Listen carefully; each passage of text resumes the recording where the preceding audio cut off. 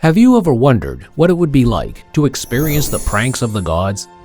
You're in luck, because today we'll be exploring the world of divine mischief with none other than Hermes. Hermes is known as the messenger of the gods, the patron of travelers, and the god of thieves, but he's also famous for his mischievous side. With his quick wit and sly sense of humor, he's been known to play pranks on both gods and mortals alike. Let's explore some of Hermes' most outrageous pranks, from stealing Apollo's cattle to tricking the god of the underworld, Hades. And who knows, maybe you'll even learn a thing or two about pulling off your own pranks.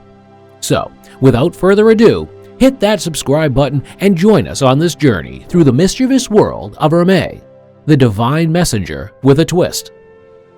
Known as the god of trade, wealth, luck, fertility, animal husbandry, sleep, language, thieves, and travel, Hermes was a jack of all trades.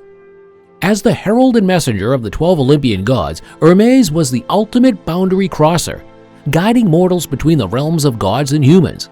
But don't let his divine status fool you. Hermes was also notorious for his impish behavior and boundless curiosity. Hermes has a rich history that dates back to the Mycenaean civilization of the 15th to 13th centuries BCE, as evidenced by his mention in the Linear B tablets discovered in Pylos, Thebes, and Knossos. Originally considered an Akkadian fertility god who had a special fondness for the Polypoponese religion, the ancient Greeks believed that Hermes was the son of Zeus and Maia, a nymph and daughter of the Titan Atlas, and that he was born on Mount Olympus in Arcadia.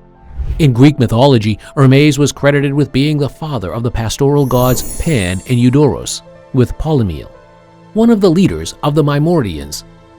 Although he was not given a wife in any Greek myth, Hermes' role as the leader of both the nymphs and the graces, charities, was reflective of his association with movement and fluidity.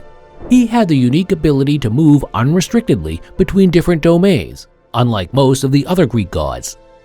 As a messenger for the gods, he played a crucial role in transmitting messages between the mortal and immortal worlds, facilitated by his winged sandals. Did you know that Hermes invented the alphabet and even the dice? No wonder he was so beloved by gamblers. And that's not all.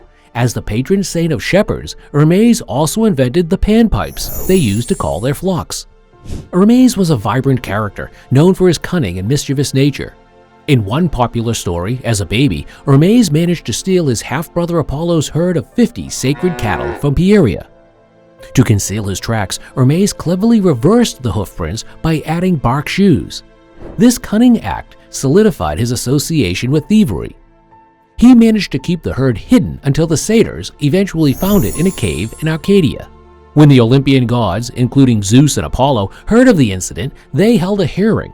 Despite his theft, Hermes was allowed to keep the remaining 48 cattle as long as he gave Apollo his invention, the lyre. What an interesting story. Hermes was not an average god. He was involved in numerous mythological episodes that left their mark on history. One of his most celebrated feats was his epic showdown with the many-eyed monster Argos, whom he defeated on the orders of none other than Zeus himself. His brave act freed the beautiful Lo, a woman who had been transformed into a cow by Zeus, from her captivity. But Hermes' story didn't stop there. He also freed the mighty god of war Ares from his year-long imprisonment in a boiling cauldron by the twin giants Otis and Ephialtes. And if that wasn't enough, he also had a regular role as the leader of souls to the underworld, where he would guide them to the river Styx, and the boatman Charon would then take them to Hades. It's not surprising that Demeter sought out Hermes' help in retrieving Persephone from the underworld after she was abducted by Hades. That is why, in many artworks, Hermes is portrayed as guiding the soul of a deceased person. A well-known instance is the relief sculpture displayed in the Naples Museum, which shows Hermes leading Eurydice back to the underworld after Orpheus had looked back at her during their journey out of the realm of the dead.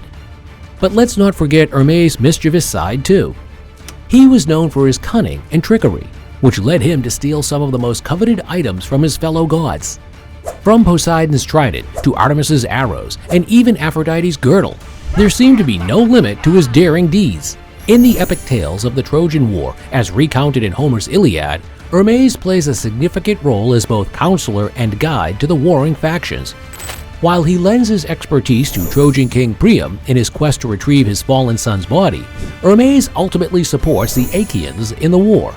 The god is commonly referred to by Homer as Hermes, the guide, slayer of Argos, and Hermes, the kindly. Throughout the Homeric epics, Hermes aids various heroes, but none more so than Odysseus, helping him on his long journey back to Ithaca and even providing him with an antidote to the enchantments of the sorceress Circe. Another hero assisted by Hermes was Perseus, who received an indestructible sword or sickle from the god, made of adamantine, and was led by him to the Greeks, who would divulge the whereabouts of Medusa. Let me tell you more about it. Hermes guided Perseus and Athena to Medusa's hideout and then lent him his winged sandals so he could quickly escape after beheading the Gorgon. These magical sandals also allowed Perseus to fly over the ocean and rescue Andromeda, his future wife, from being eaten by a sea monster. How cool is that? Hermes was also a prolific inventor, credited with bringing to humanity many valuable gifts, including fire, dice, the alphabet, and musical instruments such as the lyre. The god was venerated by gamblers who saw him as a symbol of good fortune and wealth, and by thieves and shepherds who appreciated his invention of the panpipes, syrinx. As a patron of travelers, Hermes was widely worshipped, and his image was often represented in the form of stone pillars, known as Hermes, adorned with phallic symbols to guide and protect those on the road. These Hermes were frequently set up at borders and other boundaries, reflecting the god's role as a mediator between the realms of the gods and mortals and as a guide to the underworld. Moreover, Hermes was also regarded as the patron of the home, and people often placed small marble stelae in front of their houses to honor him. Did you know that Hermes was highly esteemed for his impressive diplomatic abilities as well? Those skilled in oratory and interpretation revered him for his ability to convey messages with great efficiency. Even today, his name is attached to the study of interpretation, known as hermeneutics. During the Hellenistic era, Hermes was often linked to gymnasiums and recognized as a protector of young people. The planet Mercury, which orbits the Sun at a remarkable speed, bears his Latin name. He was widely revered throughout ancient Greece, with several cities and regions holding him in special esteem. These included the Peloponnese region, where he was venerated at Mount Cyllene, as well as in city-states like Megalopolis, Corinth, and Argos. The city of Athens had one of the oldest cults dedicated to Hermes, with an annual Hermenia festival for young boys.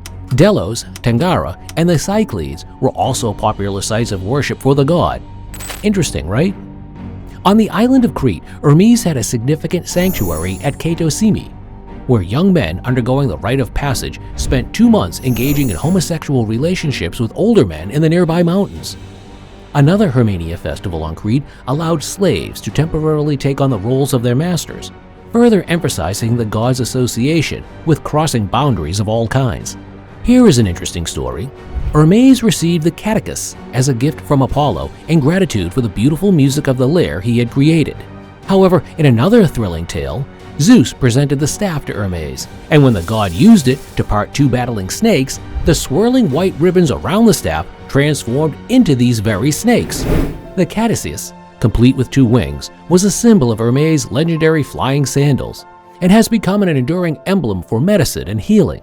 Still in use by many organizations today. Can you believe it? So there you have it, the mischievous and multifaceted Greek god Hermes. From his role as messenger of the gods and guide of the dead to his association with boundaries, language, and luck, Hermes is a god of many talents and trickery. Now it's your turn. Do you have a favorite myth or story about Hermes? Let me know in the comments below.